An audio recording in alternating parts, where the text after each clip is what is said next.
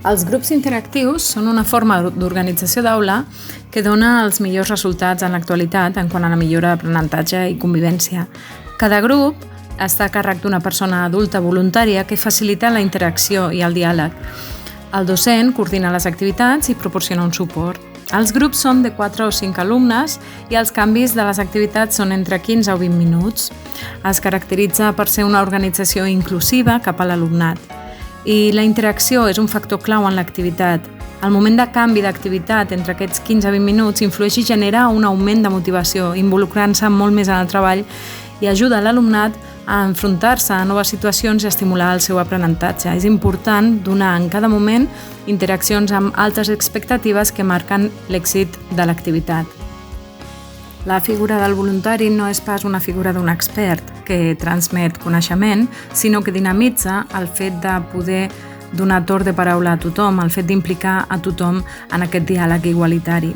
D'aquesta manera s'afavoreix la solidaritat entre ells i elles, hi ha una igualtat entre les seves diferències i hi ha una transformació tant a nivell personal com social. Hi ha un impacte també fora de l'aula amb aquestes dinàmiques a classe.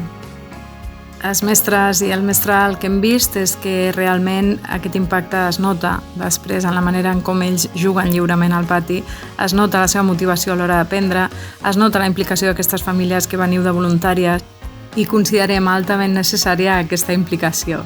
Us convidem a que aquest curs també vingueu de voluntàries, no només a la sortida, sinó a fer grups interactius perquè realment el que passa a l'aula amb els vostres fills i filles és màgia.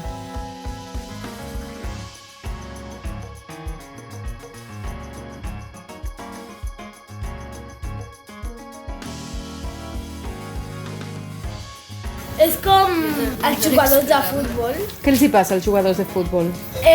Són molt bons de jove, després, si són bons, Es converteixen en...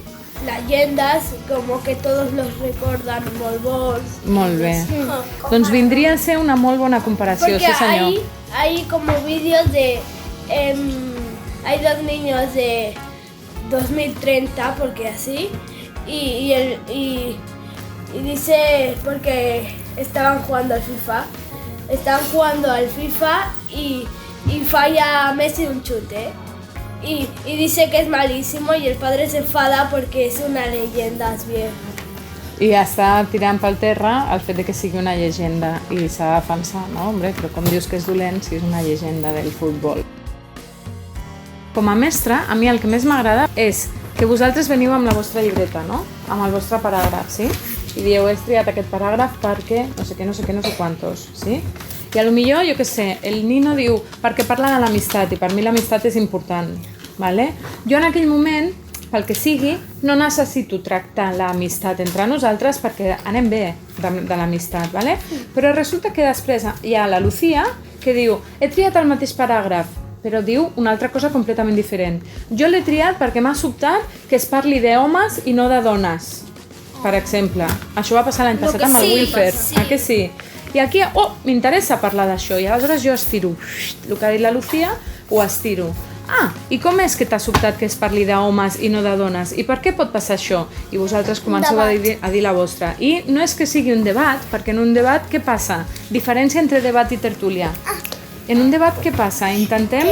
Són temes diferents. Compartir. No només compartir, intentem convèncer en un debat. A l'altre grup, a l'altra persona. A les tertúlies, intentem convèncer l'opinió de la resta. Dir la nostra. Diem la nostra. I això també ens agrada moltíssim a les mestres. A les tertúlies no hi ha ningú que sàpiga més que els altres. Tothom pot dir la seva opinió i tothom és igual de vàlid. Ho tenim clar, això, no? No et jutjarà ningú per dir la teva opinió a les tertúlies. Ara, què dice? Mai. M'encanta. Saps? Mai. Actuarem, o sigui, la nostra actuació en unes tertúlies és de... Doncs no ho havia pensat mai, el que ha dit ell. Sí, jo també ho havia pensat, això. I a més, a mi em va passar no sé què. Enteneu? Aquesta és la diferència entre un debat i una tertúlia.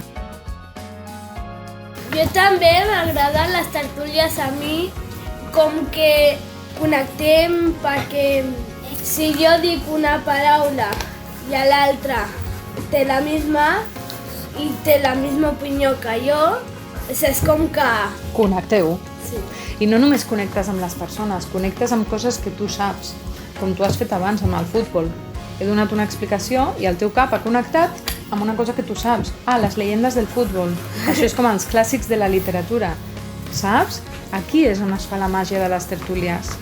I també les tertúlies signifiquen que quan diguem alguna cosa, per exemple, el Tomi té la mateixa, pues que ens hem de discutir. Bueno, compartir opinió, o compartir versions del mateix text, és cert. És cert. O la mateixa opinió. O dir, pues sí, jo he triat el mateix exactament amb unes altres paraules, però amb el mateix motiu. Sí?